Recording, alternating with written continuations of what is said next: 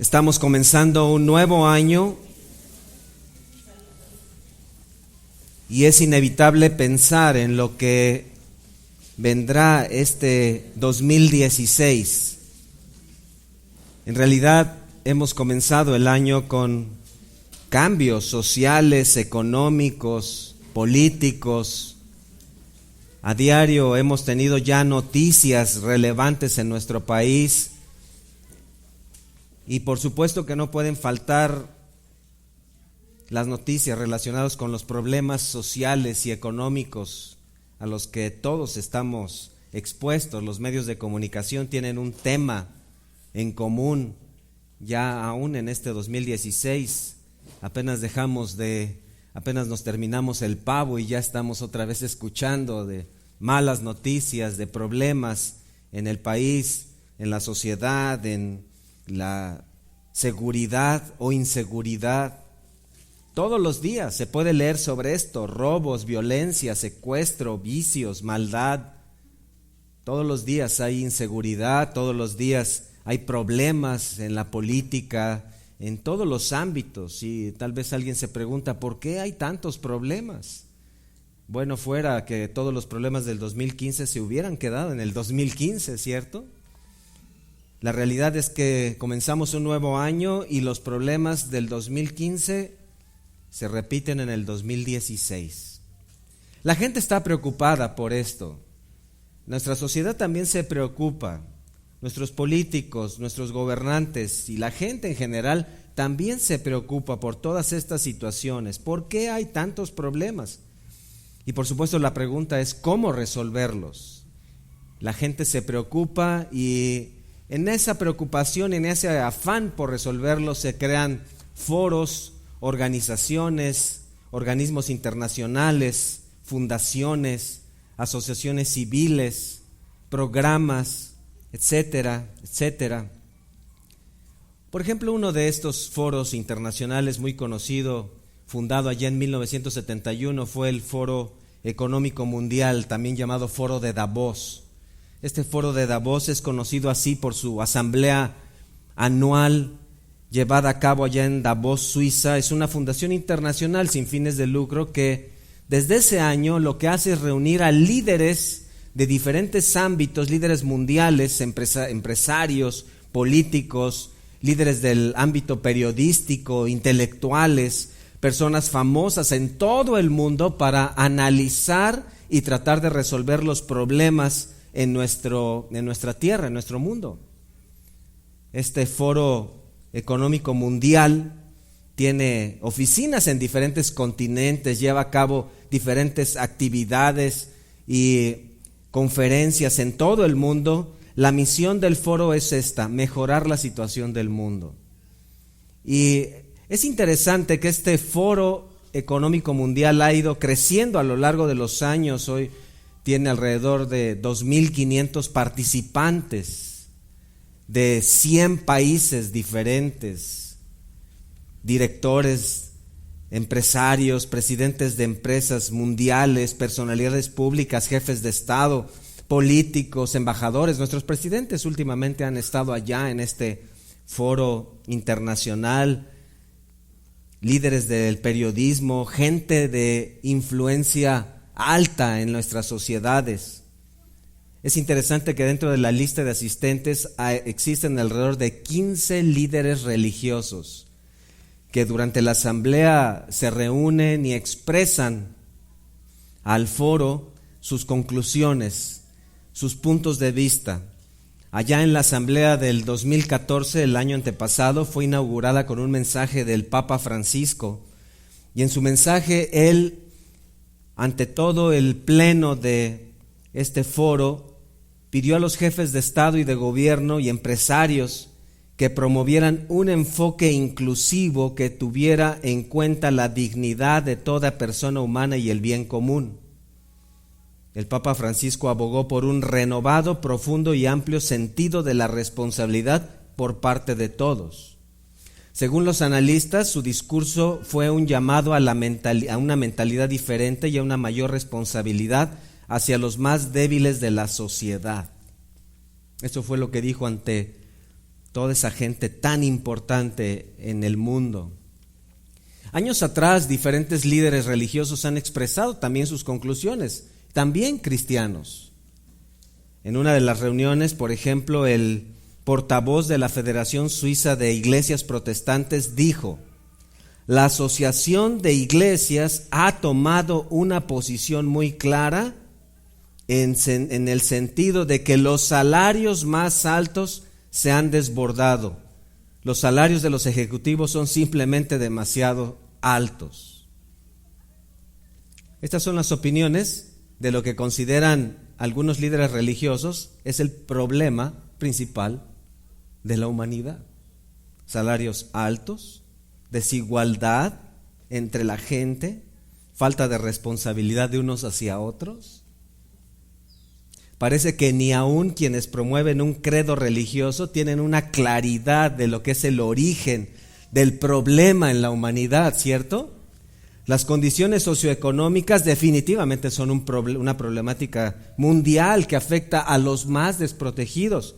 Los grandes consorcios empresariales, las naciones han identificado que el dinero y solo el dinero es el medio por el cual el hombre puede generar desarrollo y salir de la condición en la que se encuentra.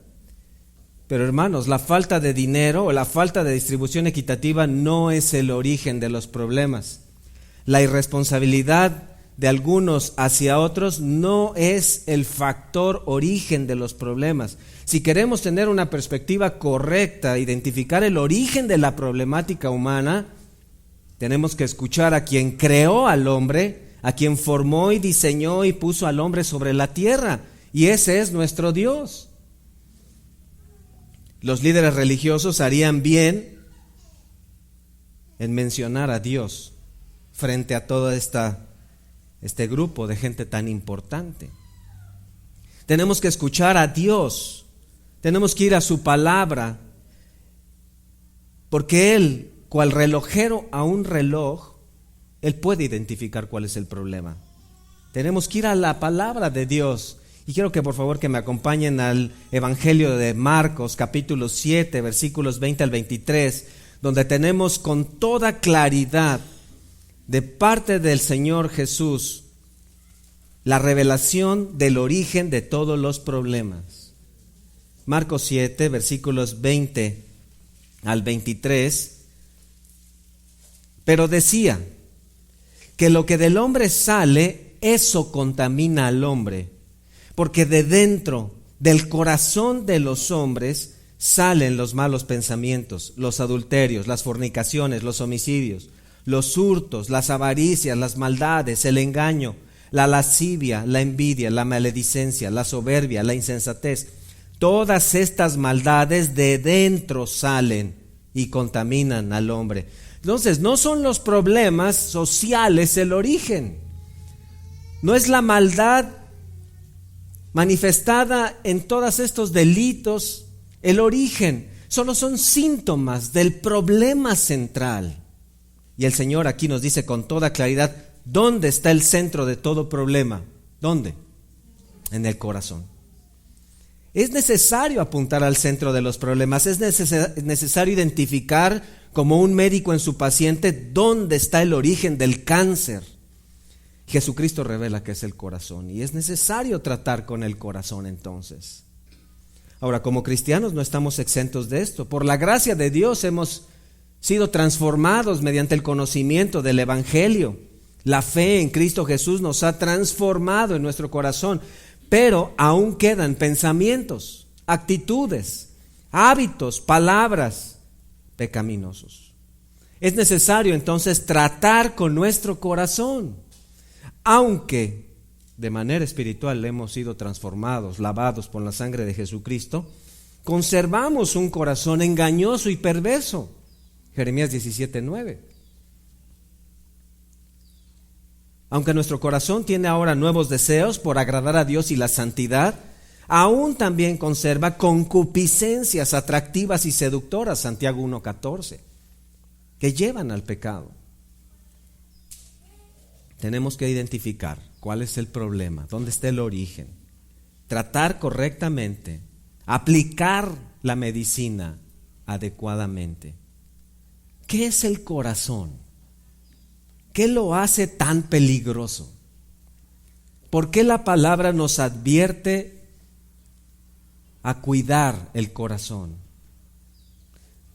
Hoy comenzaremos una serie de predicaciones llamadas Tratando con el Corazón. Confío en que esta serie de predicaciones nos ayudará a introducirnos a un tema muy importante, identificando qué es el corazón, qué lo hace tan peligroso, cómo se manifiesta en las diferentes áreas de la vida y cómo podemos tornarlo hacia un corazón conforme a Dios. Vamos a introducirnos en este tema. Vamos a ver en primer lugar qué es el corazón, el concepto del corazón. El corazón surge con la creación, con Adán y Eva. Si ven ustedes en Génesis 1:27, recordarán este pasaje donde nos dice con toda claridad que creó Dios al hombre a su imagen. A imagen de Dios lo creó, varón y hembra los creó. Dios creó al hombre a su propia imagen. Ahora, este término imagen es la traducción del hebreo tselem, del griego eikon, de donde tenemos la palabra ícono, una imagen, un ícono.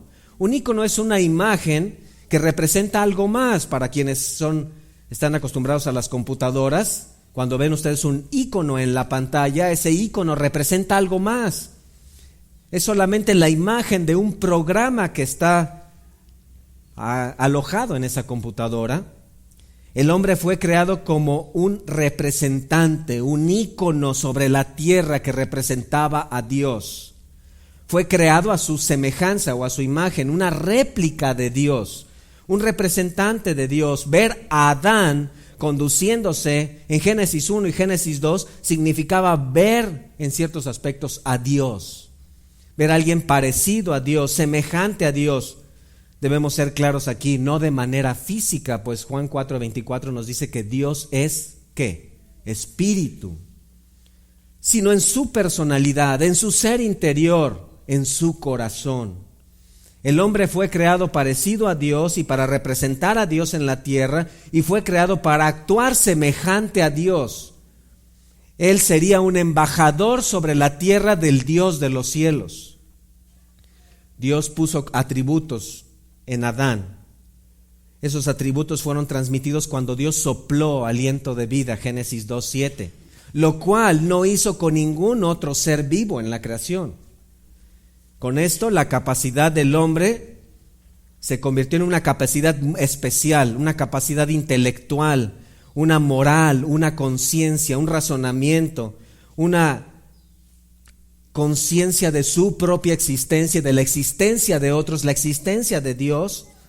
La capacidad intelectual se manifestó aún cuando él pudo ponerle nombre a los animales, por ejemplo, cuando él vio también esa necesidad. Se formó también ahí una capacidad interior, podríamos llamarle aquí también una capacidad moral, pensamientos, actitudes, un sentido de justicia. Adán ahí empezó entonces también a razonar que él necesitaba de Dios, una capacidad espiritual. El corazón entonces de Adán fue formado por esta obra milagrosa de Dios. Su corazón se formó intelectualmente, moralmente, espiritualmente. Las emociones, los pensamientos, los sentimientos, los deseos y la voluntad.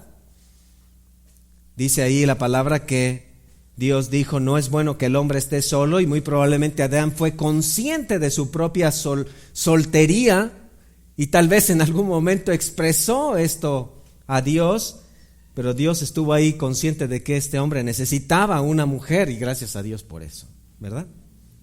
Esperaba que los hombres dijeran amén.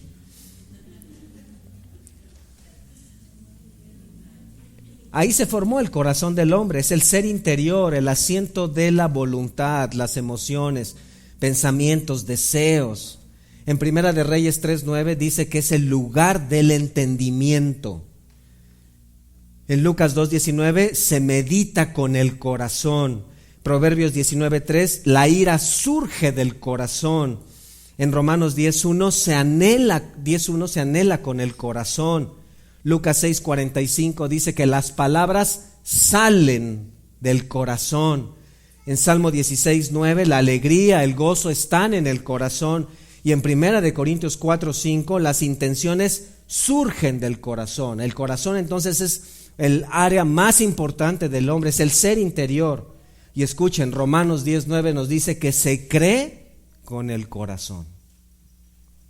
El corazón entonces es principalmente la mente del hombre, la voluntad, el ser interior, lleno de cualidades y capacidades. El corazón del hombre fue creado como un reflejo del corazón de Dios, hablando de estos atributos.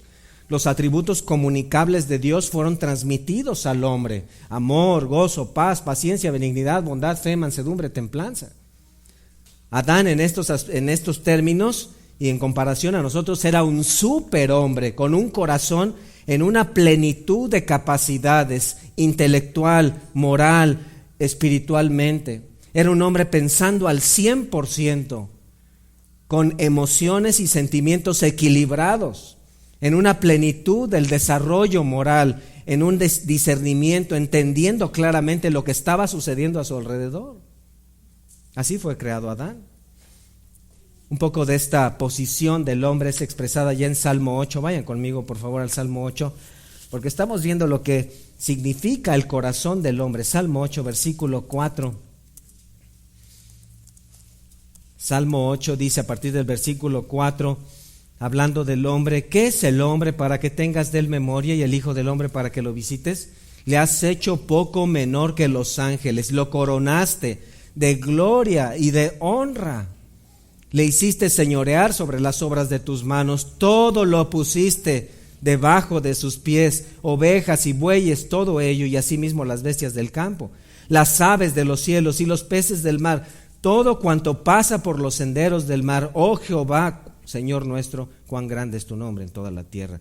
La posición del hombre en su creación fue una creación sublime, majestuosa. Un hombre maravilloso. ¿Por qué? ¿Por lo que había afuera? No, particularmente por lo que había dentro, por su corazón. Era un fiel reflejo del corazón de Dios.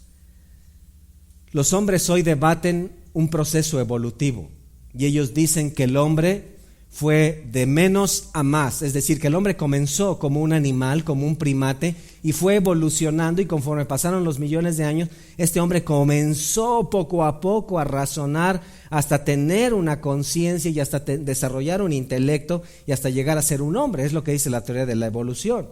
Pero la Biblia afirma lo contrario, la verdad.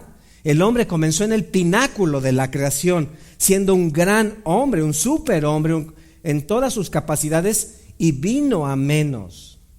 Hombre y mujer fueron creados a través de actos directos de Dios como seres semejantes a Él. Semejanza en cualidades internas, semejanza en carácter, semejanza en corazón. Ahora, la transmisión de estas cualidades internas incluyó también cualidades morales, una conciencia de la propia existencia, lo cual los animales no tienen. Ellos actúan por instintos, y esos instintos pueden ser moldeados, pueden ser marcados en un animal. Sin embargo, el hombre tiene una conciencia de la propia existencia, de la existencia de otros. Adán fue consciente de que su mujer fue tomada de él, al grado que él dijo: este es ahora hueso de mis huesos, carne de mi carne. Había un sentido de pertenencia. Había una conciencia de lo bueno y de lo malo. Allá en Romanos 2:14 nos lo dice. Incluyó también cualidades intelectuales, capacidad de razonar, resolver problemas, la tarea de administrar el huerto, de juzgar sobre toda la creación, implicaba una capacidad mental a tope. Requería también expresar emociones y sentimientos. Dios le estaba dando una esposa, y quienes son esposos aquí van a decir ahora sí amén, que necesitas desarrollar sentimientos y emociones, ¿cierto? Si tienes una esposa, tienes que desarrollar sentimientos y emociones, más allá del amor a la televisión. Adán era así. Adán era así, era un esposo perfecto. Y ahora las mujeres dicen amén, ¿no? Un esposo perfecto, con emociones, sentimientos, amor, alegría, bondad, justicia, paciencia, perfectas. Un hombre en equilibrio, con un sentido de pertenencia hacia su esposa, cualidades espirituales, comunión con Dios, identificación de su santidad, de la santidad de Dios, al punto que después de la caída inmediatamente él entendió que había pecado, identificó el pecado y por eso se escondió. El hombre en su estado original era una imagen maravillosa del carácter de Dios. ¿Por qué? Porque tenía un corazón conforme a Dios.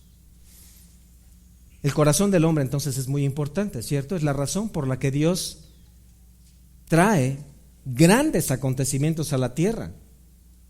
Miren, de manera negativa, lo que sucedía en el corazón del hombre, de los hombres, en los tiempos de Noé, trajo el diluvio. Allá en Génesis 6:5 dice: vio Jehová que la maldad de los hombres era mucha en la tierra y que todo designio de los pensamientos del corazón de ellos era de continuo solamente el mal. ¿Por qué vino la destrucción a todos los hombres, animales y una restauración total mediante Noé y su familia? A causa de lo que ellos pensaban y determinaban en su corazón. Perdón, se me está cayendo la oreja. ¿Por qué vino todo este diluvio? A causa de su maldad. Dios determinó su muerte. Cuando Daniel fue llevado a Babilonia, acompáñame por favor a Daniel 1:8, mientras recojo mi oreja. Daniel 1:8.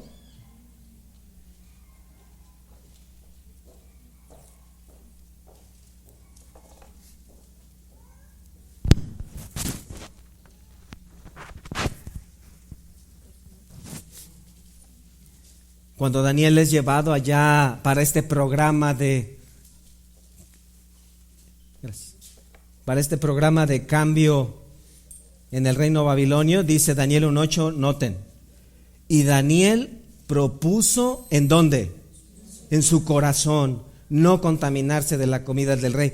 Y esto trajo grandes bendiciones: respeto, honor, una posición real, consideración del rey y ser usado como un testimonio para un pueblo infiel allá en Babilonia y secundariamente para nosotros.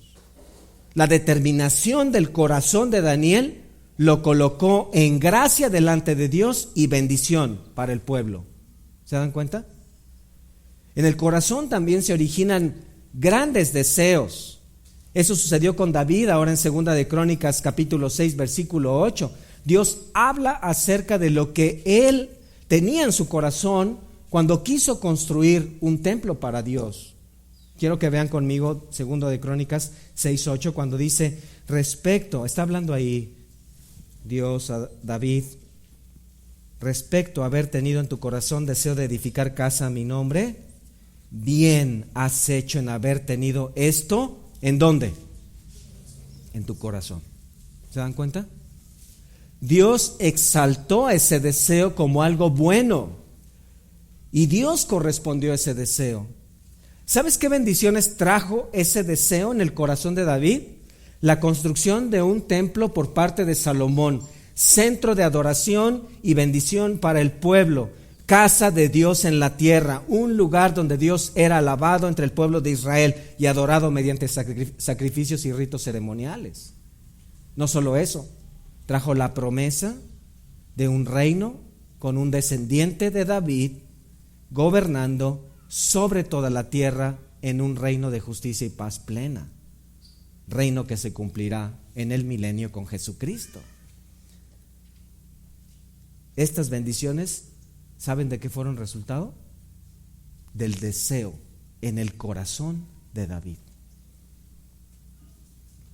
El corazón es una gran área entonces, ¿cierto? Es determinante de lo que Dios hace. Incluso, 2 Samuel 16:7, Jehová mira el corazón. Proverbios 21:2, Jehová pesa los corazones. El corazón del hombre es el objeto bajo el microscopio de Dios. Dios mira, examina, escudriña, evalúa y prueba los corazones. Entonces el corazón es el centro del hombre, es la esencia de la vida, es la médula del ser. Bien dice Proverbios 4:23, quienes lo recuerden, sobre toda cosa guardada, ¿qué? Guarda tu corazón. ¿Por qué? Porque de él mana la vida. Exactamente. El corazón entonces es la cosa más preciosa, más valiosa que tú y yo tenemos de parte de Dios. Sobre toda cosa guardada, sobre todo valor, sobre toda posesión, sobre todo familiar, sobre toda cosa guardada, guarda tu corazón, porque de él fluye, mana o surge la vida. Este es el concepto del corazón. ¿Es algo valioso? Sí. Pero tenemos que ver también en segundo lugar algo, la corrupción del corazón. Necesitamos entender esto.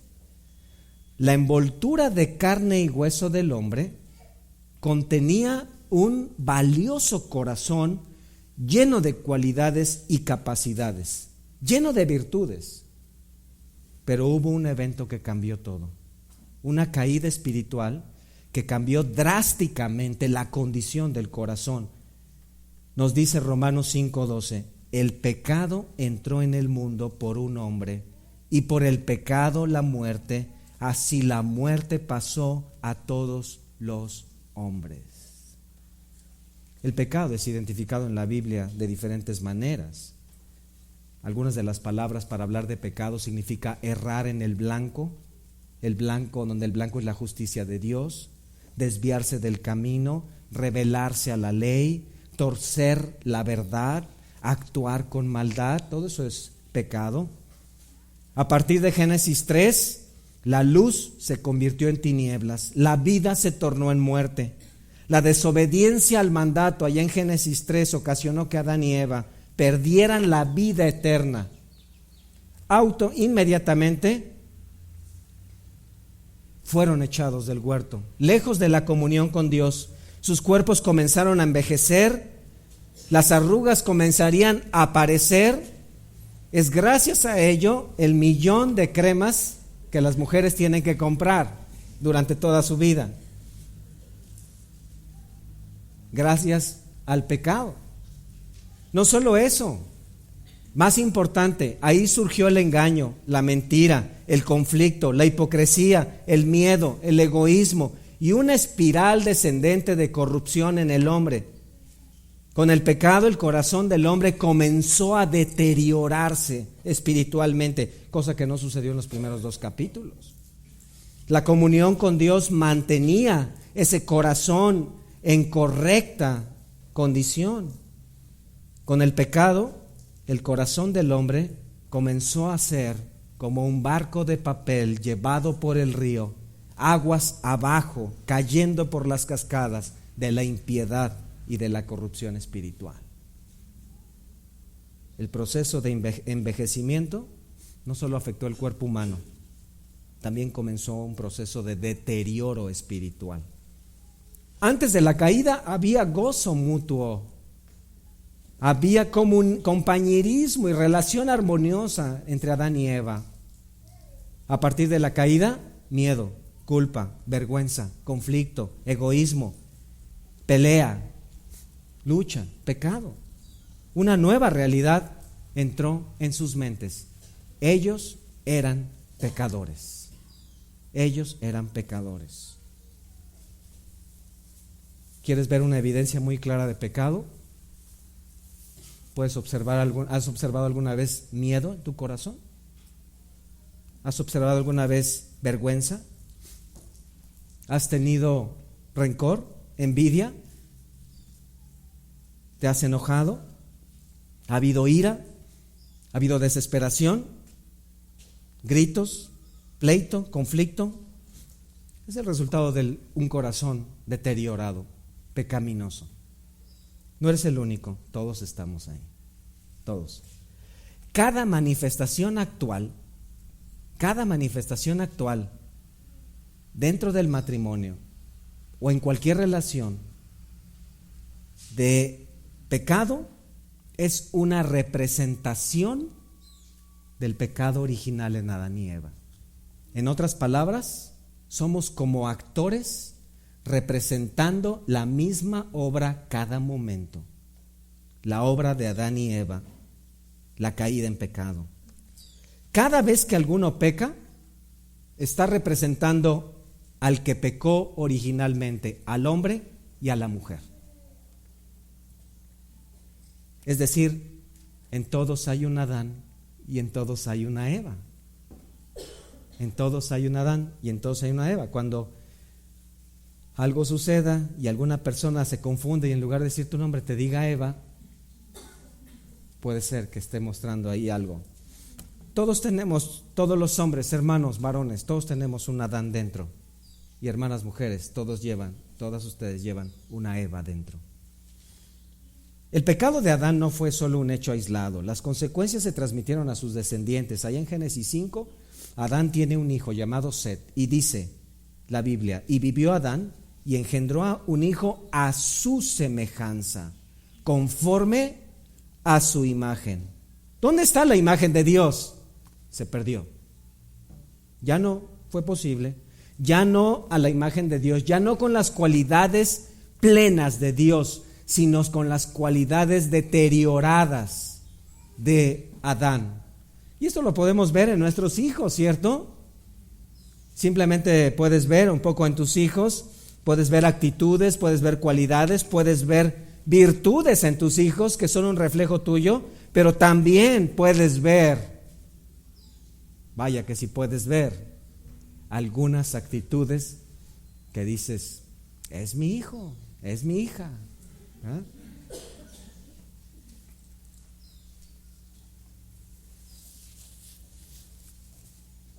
Entonces, la teoría de la evolución dice, el hombre comenzó en la parte más baja siendo un primate y fue ascendiendo hasta convertirse en hombre. La Biblia dice, el hombre comenzó en la parte más alta, el pináculo de la creación, y fue bajando hasta convertirse en un pecador.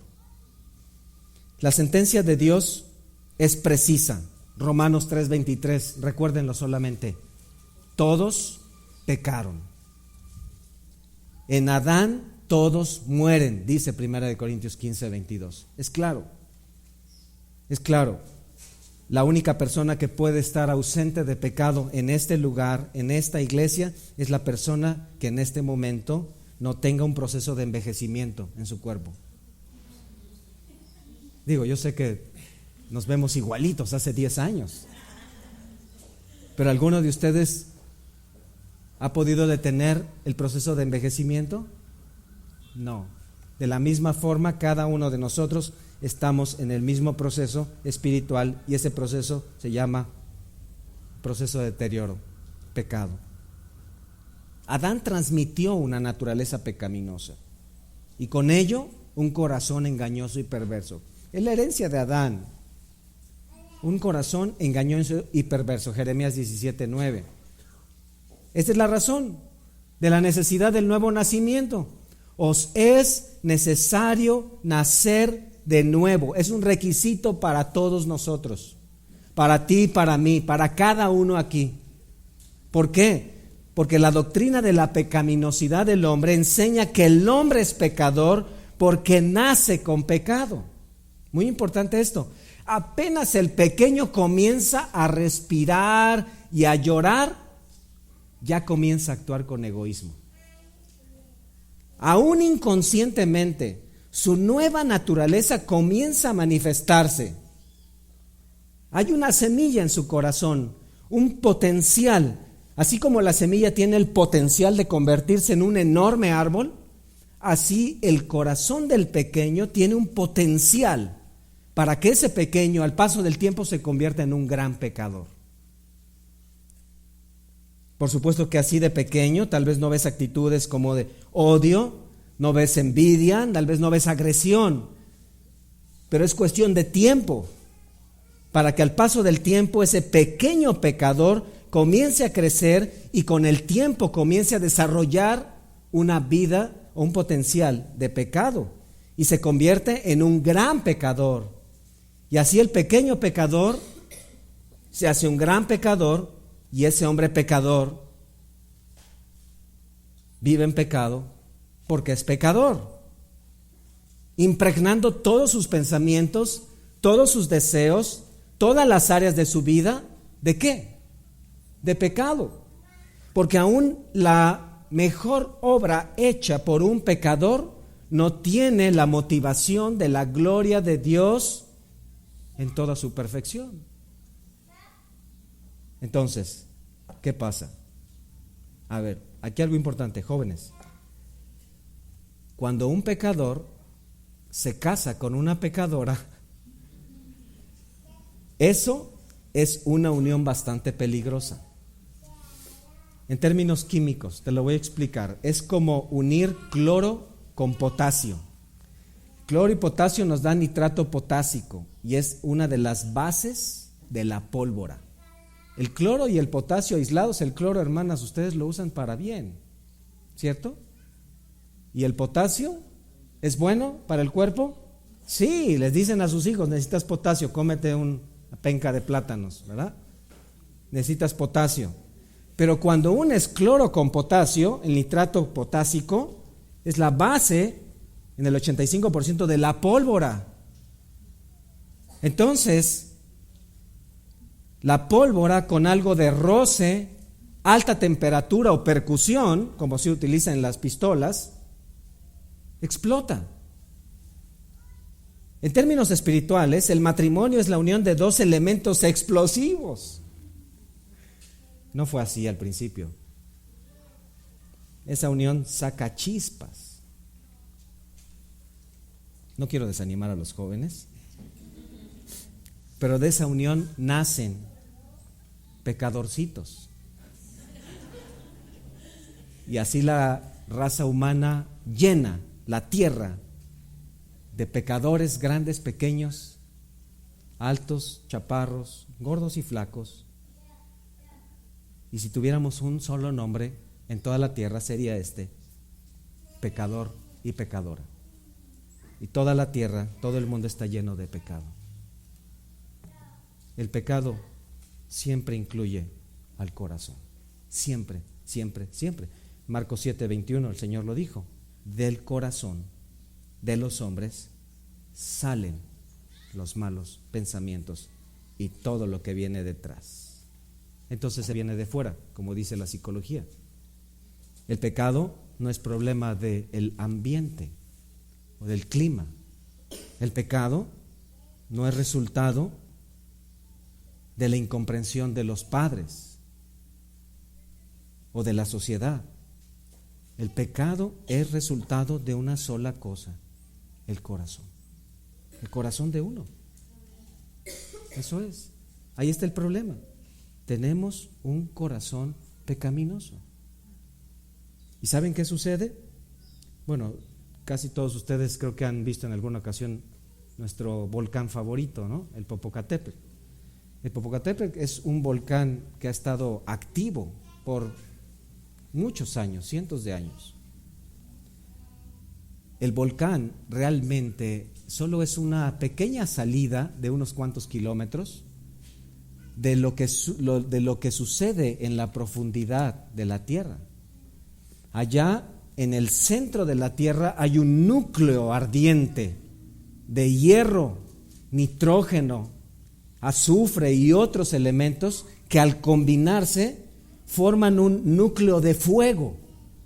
Y ese núcleo ardiente ejerce una presión que está a miles de grados centígrados, ejerce una presión hacia afuera y despide un calor sobre las capas terrestres, lo que le llamamos el manto. En ciertas ocasiones el manto se derrite, las piedras y capas de la tierra se derriten y buscan una salida. Y la lava que nosotros vemos cuando sale del Popocatépetl viene de más o menos 100 kilómetros para abajo. Hay volcanes donde los mantos se derriten a 30 kilómetros, 70 kilómetros. En el caso del Popocatépetl tiene los mantos que se están derritiendo por causa del núcleo, están a 100 kilómetros para abajo. Y cuando salen con una fuerza descomunal, al grado que la lava llega a alcanzar 3 kilómetros de altura. Ahora, ¿dónde está el problema? ¿Qué hacemos? Imagínense ustedes que el gobierno dijera en algún momento, bueno, vamos a cortar el Popocatépetl, ¿no? Vamos a cortar el Popocatépetl y lo quitamos de allá y hacemos una planicie. ¿El problema se resuelve? No. ¿Dónde está el asunto? Adentro, a 100 kilómetros hacia el centro. Así sucede con el corazón. Tenemos que tratar abajo, tenemos que ir a la profundidad, tenemos que ir a donde está el centro. Por eso es que vamos a estudiar esta serie de predicaciones. Pero de manera particular, ¿por qué es tan peligroso el corazón? Hermanos, creo que lo que hemos en muchas ocasiones visto es que el corazón es algo amigable. Piensen en el 14 de febrero. El corazón es algo rojo, hermoso, se puede tener en globo, en una caja en forma de caja de chocolates. El corazón es algo amigable, hermoso, ¿cierto?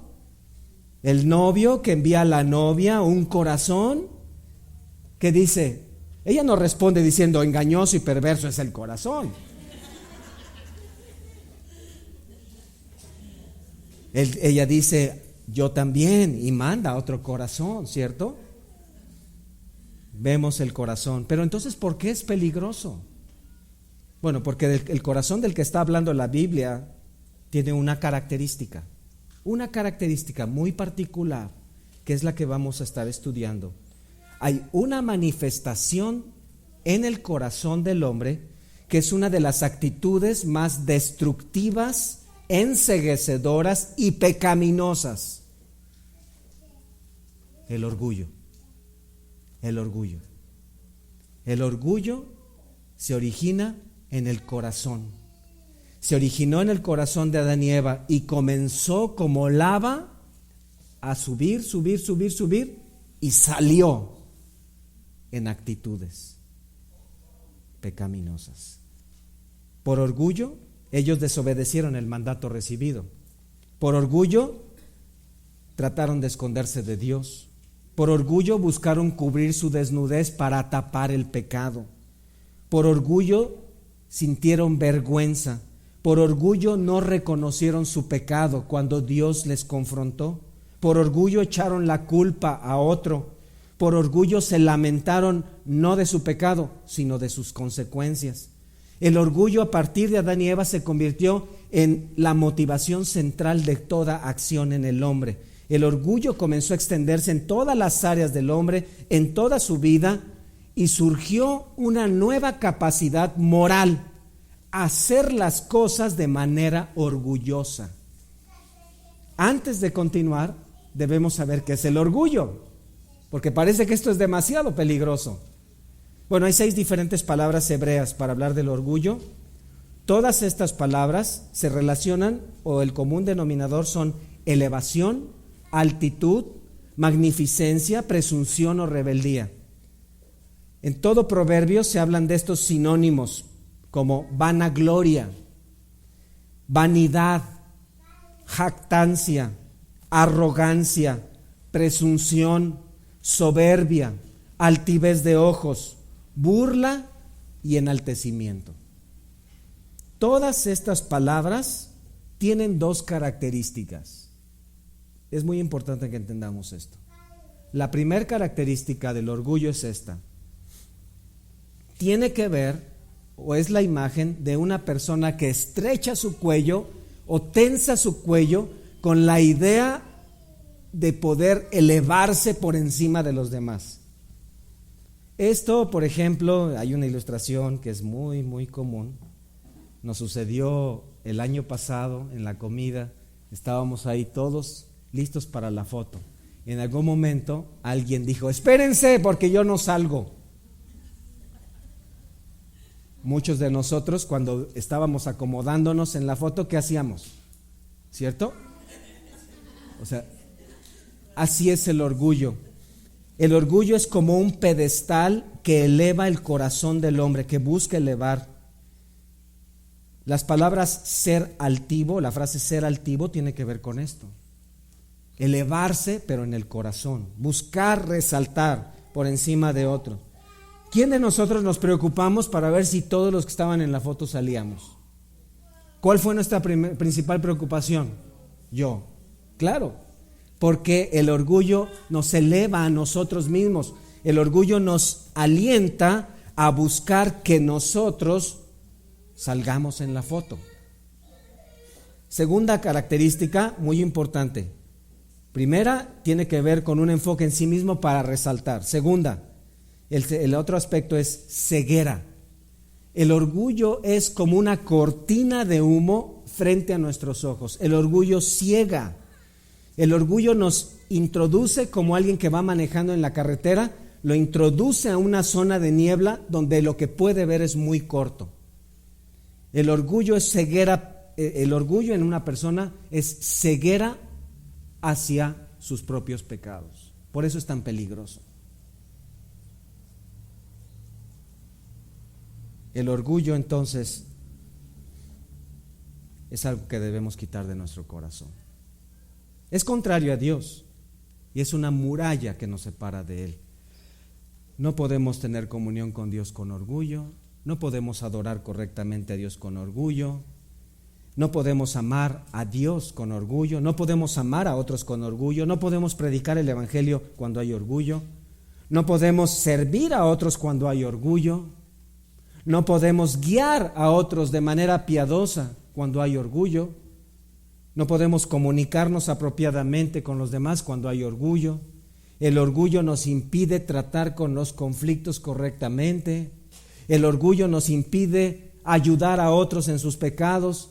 No podemos tratar con nuestro propio pecado si hay orgullo. Ni siquiera podemos resistir al pecado en nuestras vidas cuando hay orgullo.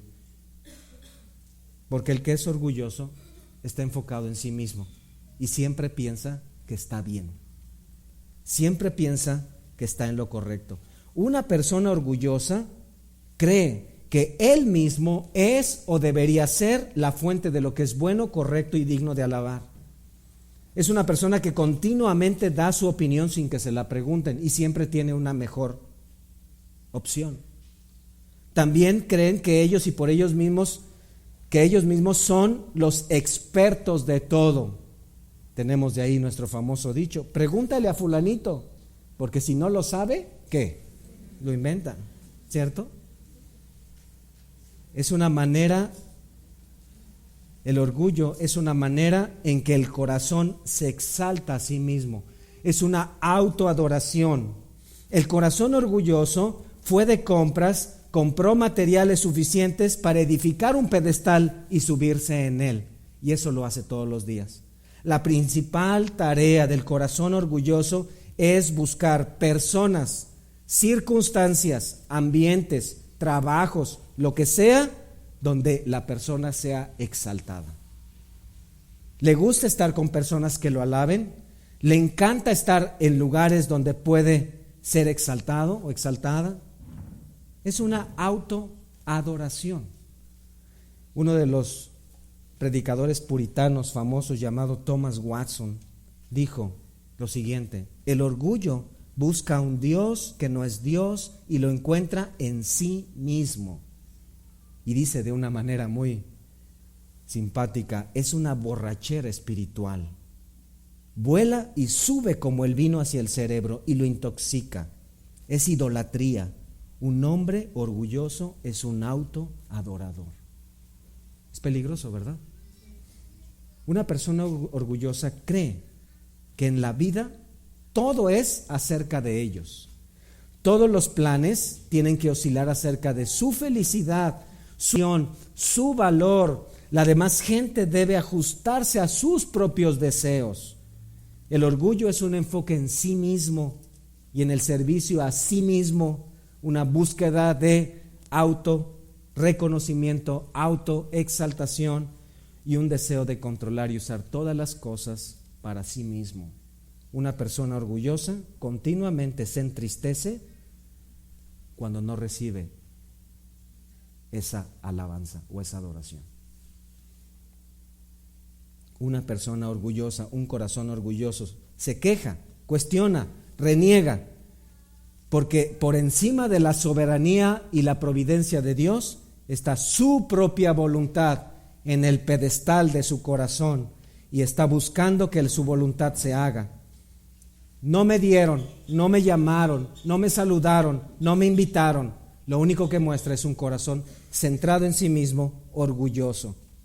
Es muy difícil discernir nuestro propio orgullo, muy difícil. Es comúnmente abrigado incluso cuando se habla en contra de él.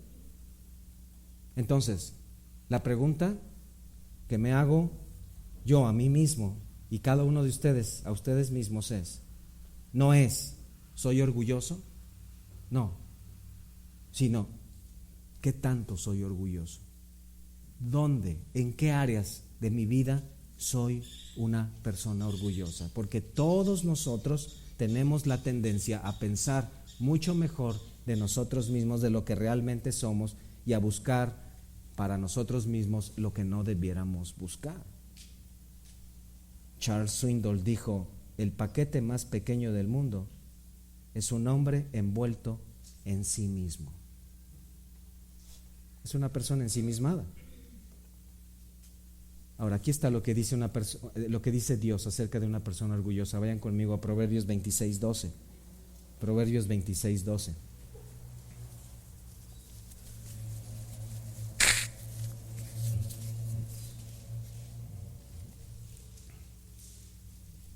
Dice: ¿has visto a un hombre que se tiene por sabio? Más esperanza hay para el necio que para él. ¿Estamos ahí?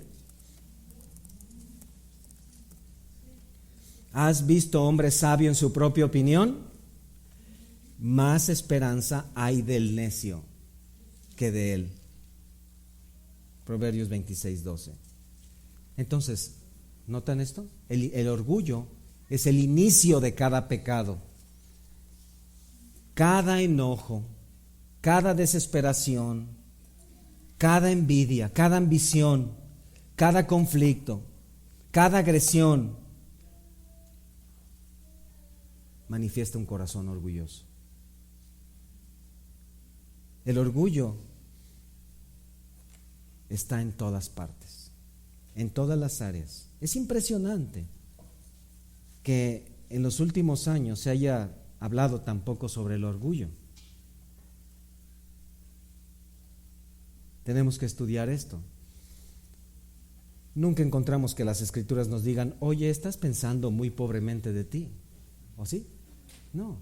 O que digan: necesitas considerarte más a ti mismo.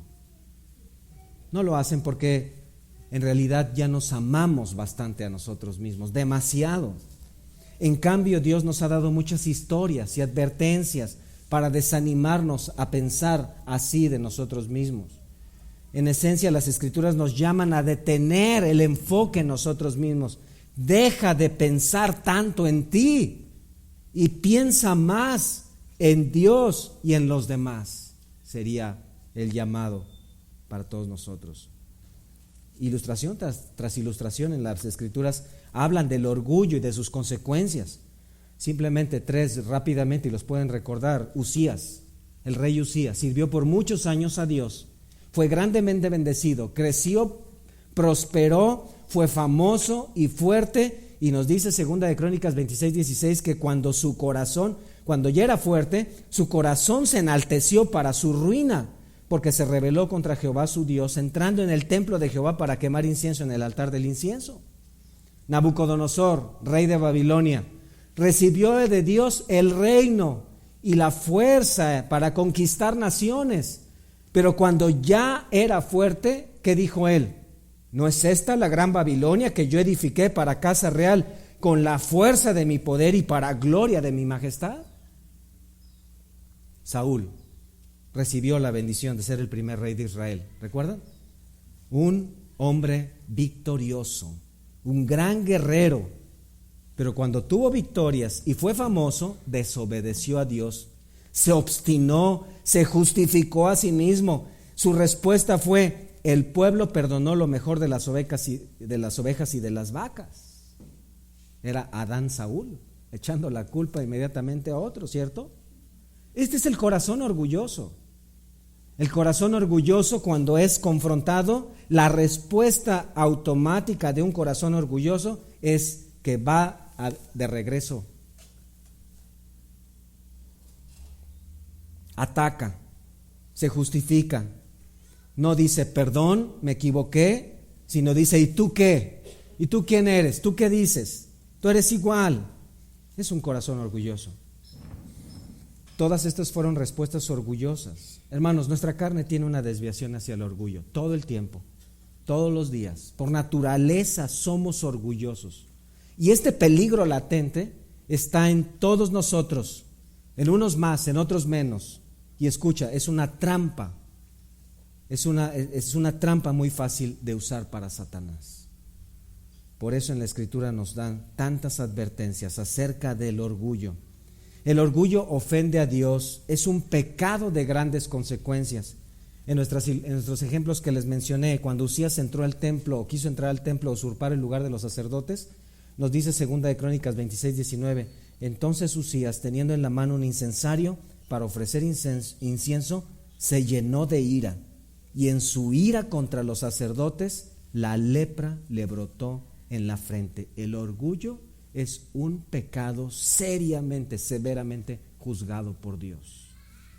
La lepra era considerada una enfermedad como juicio de Dios para el pecador. En muchas ocasiones sucedió así. Muchas ocasiones. Allí en 1 Corintios 11, en el contexto de la Santa Cena, dice que a causa de participar de la cena indignamente, muchos están debilitados y muchos duermen. ¿Por qué? Porque simplemente era adelantarse, era un problema de horario. No, es un problema de orgullo, de ser el primero, de tratar de ser el mejor, de siempre estar por encima de otros. Es un corazón orgulloso. Apenas Nabucodonosor había expresado su orgullo por su Babilonia, cuando nos dice Daniel 4:33: en la misma hora se cumplió la palabra sobre Nabucodonosor, y fue echado de entre los hombres, y comía hierba como los bueyes, y su cuerpo se mojaba con el rocío del cielo, hasta que su pelo creció como plumas de águila y sus uñas como las de las aves. ¿Qué sucedió ahí? Dios trajo una enfermedad mental sobre Nabucodonosor que lo hacía comportarse como animal. Dios hizo un cambio en sus neuronas, en sus células, en su mente, de tal manera que enloqueció. Cuando Saúl actuó obstinadamente ante la reprensión de Samuel, nos dice 1 Samuel 15:23 que Samuel le dijo de parte de Dios: como pecado de adivinación es la rebelión, y como ídolos e idolatría la obstinación. Por cuanto tú desechaste la palabra de Jehová, Él también te ha desechado para que no seas rey. ¿Saben cuál es nuestro problema cuando alguien nos dice que debemos leer nuestra Biblia, cuando alguien te dice que debes congregarte, cuando alguien te dice que debes discipularte, cuando alguien dice que debes orar y no lo haces? Es un problema de orgullo. Somos muy orgullosos porque consideramos que lo que Dios dice y habla a través de otra persona es menos importante que lo que nosotros creemos, y nuestra voluntad está por encima de todo eso, y esto es peligroso. Dios ha sido fiel, hermanos, en prevenirnos del destructivo pecado del orgullo. Su palabra nos advierte en muchas ocasiones. De manera especial, Filipenses 2:3: nada hagáis por egoísmo, por vanagloria, sino que con actitud humilde cada uno de vosotros considere al otro como más importante que a sí mismo, no buscando cada uno sus propios intereses, sino más bien los intereses de los demás.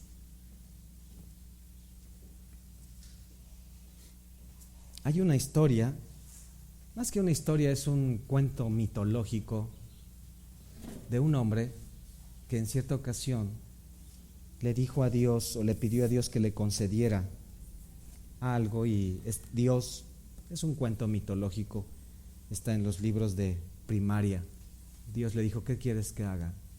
Y él le pidió que todo lo que él tocara se convirtiera en oro. ¿Lo recuerdan? El rey Midas. Según el cuento, Dios se lo concedió. Y a partir de ese momento este hombre fue muy feliz, supuestamente, porque todo lo que él quería tocaba y se convertía en oro, hasta que comenzó o quiso comer, porque entonces no podía comer nada, todo se convertía en metal. Entonces este hombre, dice el cuento, fue otra vez con Dios y le pidió que le quitara esta capacidad. Y entonces Dios le dijo, según el cuento, que fuera al río y se lavara para ver si tal vez él podía regresar a donde estaba. El rey Midas fue al río y cuando salió ya podía otra vez volver a tomar la comida. Es un cuento mitológico, pero es muy interesante ver que ya la palabra de Dios sí nos llama a que lavemos también nuestros corazones en el río, en las aguas del Espíritu de Dios. La palabra sí nos llama a nosotros, similarmente a este hombre, no a buscar los bienes y las riquezas, sino a buscar un corazón para Dios. ¿Cómo podemos hacerlo? En primer lugar, solamente cuando el Evangelio de la cruz de Cristo lava, limpia nuestras vidas, cuando la sangre de Cristo en la cruz limpia nuestros corazones. Porque Él vino y vivió y murió en una cruz, y murió y fue sepultado y resucitó para que nosotros fuéramos perdonados. ¿De qué? De nuestro pecado de orgullo, de nuestro pecado de orgullo. Y como cristianos ahora debemos tratar con nuestros corazones y formar en nuestros corazones, con la gracia de Dios y el poder de su Espíritu, un corazón humilde para Dios, un corazón que imite a Cristo, un corazón que busque la honra y la gloria de nuestro Salvador. Hermanos, necesitamos trabajar en esto. Necesitamos poner nuestros corazones y llevarlos al río de la purificación en el Espíritu de Dios y su palabra. Necesitamos tomar nuestros corazones y, cual médico en un paciente, identificar con toda claridad dónde está el cáncer, ver el tratamiento y aplicarlo ahí, de tal manera que podamos evitar la disciplina de nuestro Padre a los corazones orgullosos. A partir de hoy, si el Señor nos concede, trabajaremos en esta área de nuestra vida por una serie de predicaciones donde veremos 15 manifestaciones evidentes de un corazón orgulloso. Mientras tanto, pidámosle al Señor nos dé el entendimiento y el deseo de trabajar en nuestras vidas. Vamos a orar. Padre bendito, hoy te damos gracias porque nos das el enorme privilegio de estudiar tu palabra. Y Padre, queremos primeramente venir delante de ti porque hemos pecado, hemos sido orgullosos, unos más, otros menos, en unas áreas o en otras. Cada uno de nosotros podemos ver orgullo en nuestra vida, podemos darnos cuenta de áreas en las que no hemos sido obedientes y diligentes, podemos darnos cuenta de áreas en las que no hemos hecho lo que debiéramos. Padre, perdónanos cuando actuamos de esta manera. Limpia nuestros corazones del orgullo, de la soberbia, de la arrogancia. Cambia nuestros corazones presuntuosos. Haz de nosotros hombres y mujeres humildes, hijos tuyos dispuestos a darte la gloria y honra en todo. Danos tu gracia, Señor, para que en las siguientes predicaciones podamos tratar con nuestro corazón. trabajar en esta área con este pecado tan peligroso. Ayúdanos, Señor.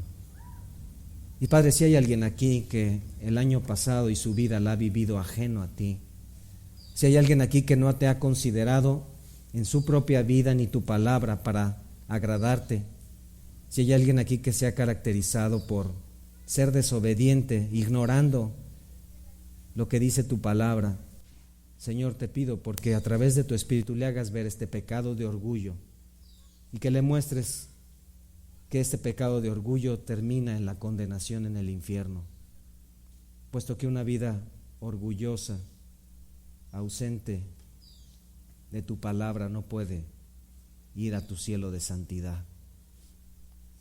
Y Señor, hazle ver que la obra de tu Hijo en la cruz pagó por este pecado de orgullo. Y cambia su corazón. Hazle reconocer su propio pecado y llévale, Señor, a confesarlo delante de ti, a suplicar perdón. Señor, si hay alguien aquí que ahora no ha entendido que la salvación no es una religión, sino una salvación de su propio orgullo que termina en la condenación, te suplico, Señor, que le des convicción, que abra sus ojos y que vea tu cruz, donde pagaste por nuestros pecados y nos diste vida eterna y salvación, y una vida para vivirla en humildad. Haznos crecer en humildad, Señor, en todo este tiempo, de aquí en adelante para siempre. Te lo pedimos en el nombre de tu Hijo Jesucristo, nuestro Salvador y Rey. Amén.